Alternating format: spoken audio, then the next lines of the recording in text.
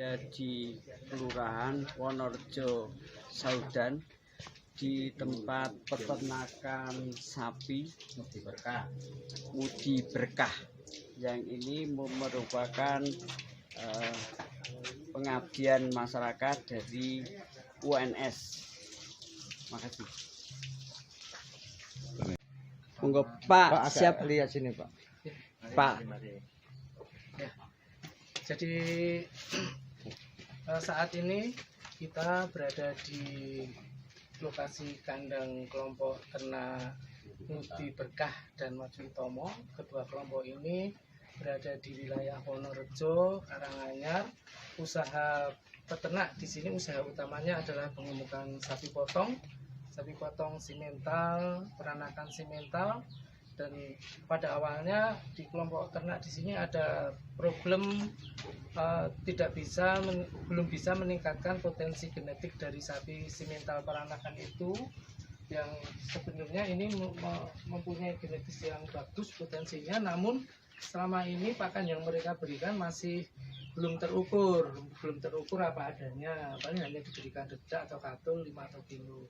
Nah, kami datang ke sini bersama-sama kelompok untuk mencari solusi bagaimana agar supaya produktivitas sapi potong ini meningkat dan kesejahteraan peternak ada perubahan. Nah, kami akhirnya ada kegiatan perbaikan inovasi pakan. Inovasi yang kita terapkan adalah penggunaan konsentrat pemacu pertumbuhan.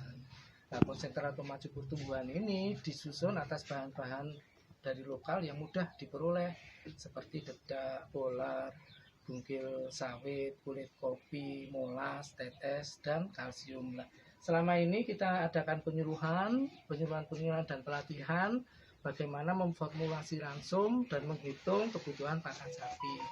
Setelah itu praktek sendiri mencampur dengan mesin, kemudian diterapkan kepada sapi-sapi mereka.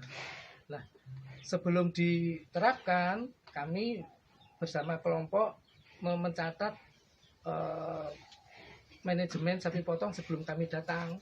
Dan sebelumnya di sini ya setelah kami datang ada perubahan-perubahan. Yang pertama, perubahan yang nampak bahwa pertambahan berat badan sapi yang tadinya secara alami hanya 0,4 kg per hari, saat ini dengan pakan itu menjadi 0,8 kg per ekor per hari. Jadi kalau berat awal rata-rata 400 kg, maka dengan pakan konsentrat pemacu pertumbuhan ini pertumbuhannya bisa menambah sekitar 72 kilo. Kemudian dari harga sapi pun juga ada pendapatan tambahan ya sebanyak sekitar 3.500.000 selama 3 bulan. Manfaat yang lain, mereka biasanya menggemukkan butuh waktu 4-5 bulan dengan konsentrat ini, maka waktunya menjadi lebih pendek lagi menjadi 3 bulan. Akhirnya dalam 1 tahun yang tadinya mereka hanya 2 kali mungkin menjadi bisa 3 kali. Dan setelah program ini peternak merasakan manfaatnya. Kemudian selain konsentrat ini hasil penelitian kami di UNS Solo di lab produksi. Hasil penelitian ini tahun 2009-2010, kemudian kita lanjut 2016-17. Hasilnya adalah kalau di lab pertambahan berat badan sapi bisa 1 kg per ekor per hari. Tapi kalau di lapangan mungkin ya lebih rendah lagi. Selain itu, kualitas pakan yang kita berikan ini sudah terukur, proteinnya 11% dengan TDN 70%, maka selain pertambahan berat badan 1 kg, juga kualitas dagingnya menjadi lebih bagus. Artinya, konsumen daging itu suka karena warna daging yang diperoleh itu menjadi lebih cerah. Satu, lebih empuk, kemudian kandungan nutrisinya kita periksa, itu proteinnya bisa mencapai 12 lebih, kolesterolnya lebih rendah daripada pakan kontrol. Nah, kolesterol sapi-sapi ini setelah kita teliti sekitar 56 mg per 100 gram itu menjadi lebih rendah daripada yang kontrol. Kemudian hasil penelitian itu kita terapkan di sini dengan manajemen apa adanya dengan peternak. Kemudian jerami, mereka biasanya hanya jerami saja, tetapi selama ini sebenarnya kalau dengan jerami saja dikeringkan kan butuh waktu yang lama. Tetapi peternak sekarang sudah bisa melakukan fermentasi jerami, sehingga jerami itu yang proteinnya tadinya mungkin hanya 4%, dengan fermentasi bisa menjadi 5%. Dan sudah tidak mengandalkan rumput lagi pengumuman di sini. Jadi sudah tidak tergantung sama rumput, tidak tergantung hijauan. Daerah sini termasuk daerah panas, daerah kering, daerah panas, nggak ada hijauan, tetapi masih bisa beternak menggunakan jerami sebagai pengganti serat kansa. Intinya tidak menggunakan rumput. Jadi yang dipakai apa, Pak? Jerami padi. Jerami padi. Jerami padi, dan di sini banyak diperoleh. Kemudian untuk meningkatkan kualitas jerami padi dilakukan fermentasi. Itu untuk mengantisipasi daerah kekeringan ya Pak ya? Ya. Jadi beternak sapi itu sekarang tidak harus ada rumput. Oh, gitu. Jadi tidak tergantung dengan rumput. Di sini mah jarang ada.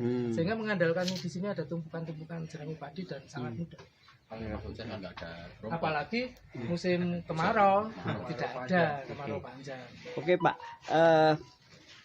Maaf, tim jenengan siapa saja? Saya Maaf. perkenalkan, nama Ya. saya Joko Rianto. Ya. Saya di Lab Produksi Ternak Fakultas Program Studi Peternakan, jurusan Program Studi Peternakan, Fakultas Pertanian UNS.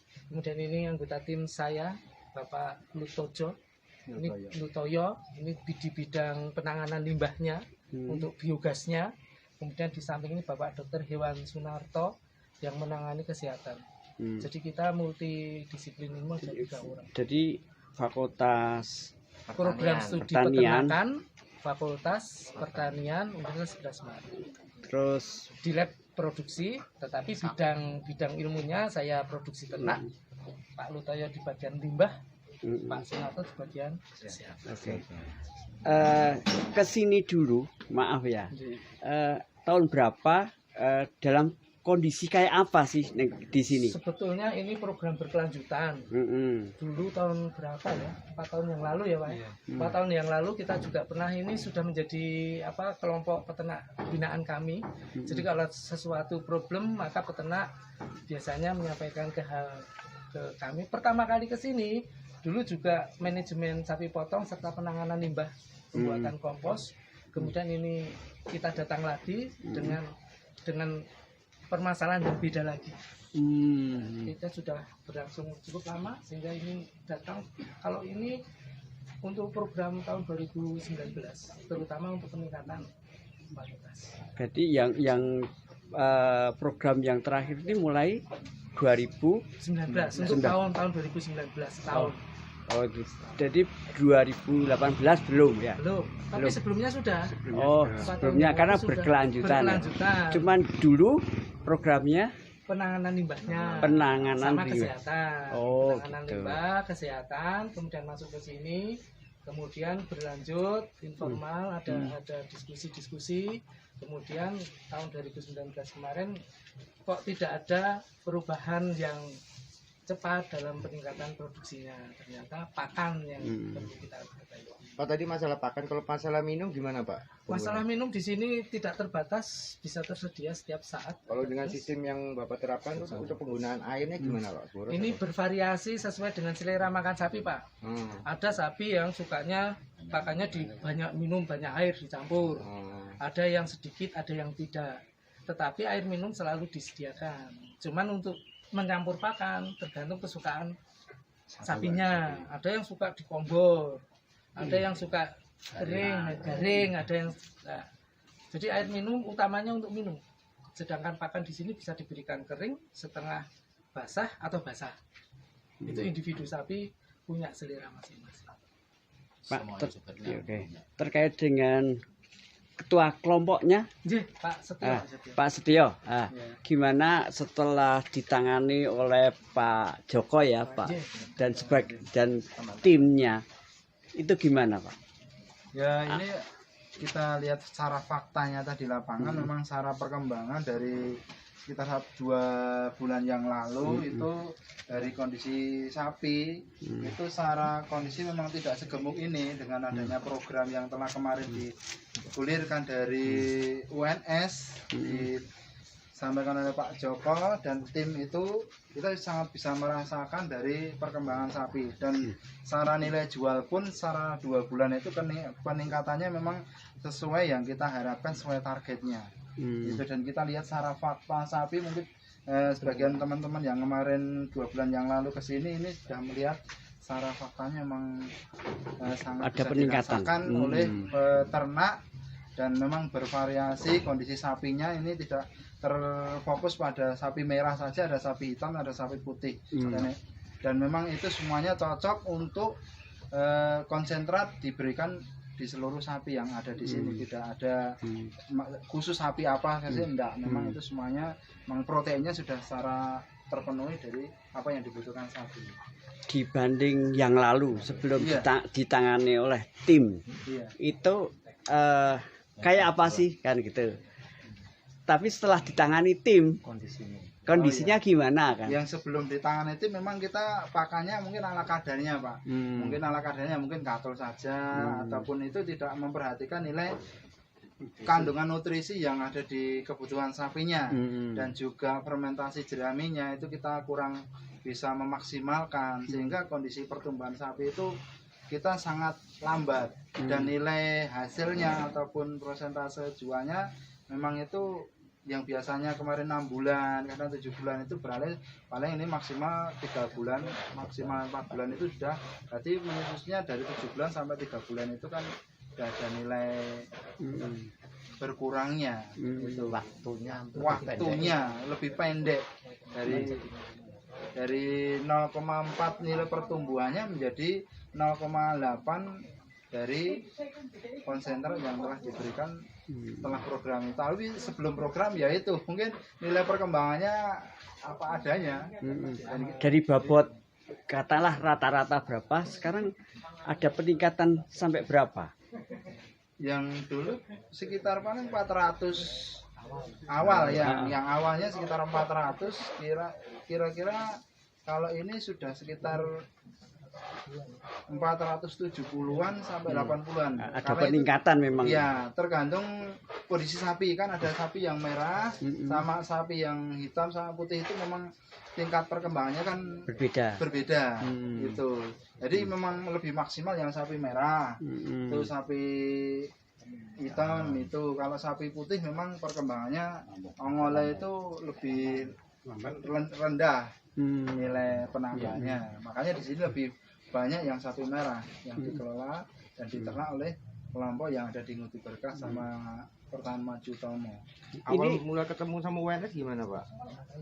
Ya sekitar 4 tahun yang lalu kita kan ketemu Pak Sulis dan timnya Pak Joko itu di pelatihan yang ada di Karanganyar. Di situ kita diundang dari kelompok di Ngudi Berkah, diundang Dinas Peternakan untuk mengikuti kelompok di Jungke Karanganyar mengadakan pelatihan, sehingga di situ kok kita minat dengan adanya pelatihan itu. Nah, sehingga habis itu kita tembus ke Mas Sulis, ke Pak Joko dan timnya, sehingga di situ kita menyampaikan permasalahan yang ada di daerah kita. Harapan kita di daerah kita juga seperti daerah-daerah peternakan yang lainnya yang telah dikelola secara kontinu, dan juga nilai perkembangannya itu ada dan bisa dirasakan oleh pertanian dan peternakan di wilayah saat itu yang kita hadiri. Pak, setelah ini kan mesti ada apa, kotoran-kotoran. Apakah juga dimanfaatkan? Apakah hanya sebagai pupuk tapi mungkin dipakai yang lain? Ini kalau yang pupuk kotoran itu yang padat maupun yang cair sudah kita kelola, dan padat itu menjadi pupuk biogas yang ada di tempat kita, memang ada biogasnya. Dan untuk pupuk cairnya itu menjadi pupuk organik cair yang diaplikasikan di Peternakan Maju Utomonya di wilayah sekitar daerah Wonorejo sini. Ya, termasuk salah satu program dari yang disampaikan oleh Pak Joko dan timnya. Jadi kan itu kelompok kita ada kan di sini namanya, ada 2 kelompok. Oh, 2 kelompok. Binaannya Pak Joko ini ada kelompok Ngudi Berkah dan juga kelompok Maju Utomo pertaniannya. Karena itu berkolaborasi antara pertanian dan peternakan. Itu tidak bisa dipisahkan, sehingga di sini ada persatuan di 2 kelompok itu. Terima kasih.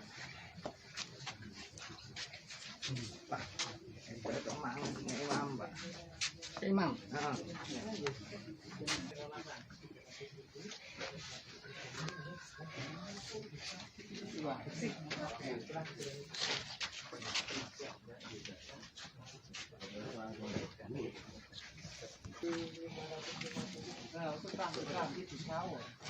Jadi dikurang sih.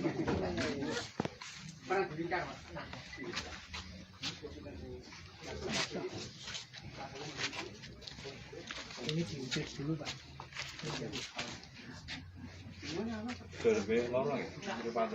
Itu nggak apa-apa tapi udah kita kasih salep ada Pak. Iya. Berpengaruh ke yang lain ya. Sistem matanya ya.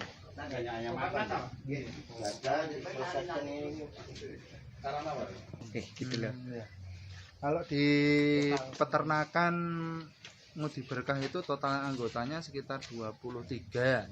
Itu rata-rata per rumah itu minimal 1 sampai 2, ada yang 3 Sapi. sapi per anggota itu. Mm. Jadi salah satunya memang dikelola di kandang kelompok dan sebagian itu di rumahnya masing-masing dari anggota yang kita kelola di Ngudi Berkah ini. Yang satu maju utama itu pertanian, itu pertanian. mengoptimalkan lahan pertanian yang ada di sekitar Wonorejo karena hari ini masih banyak lahan-lahan pertanian yang gitu. Jadi memang kolaborasi ya antara kolaborasi.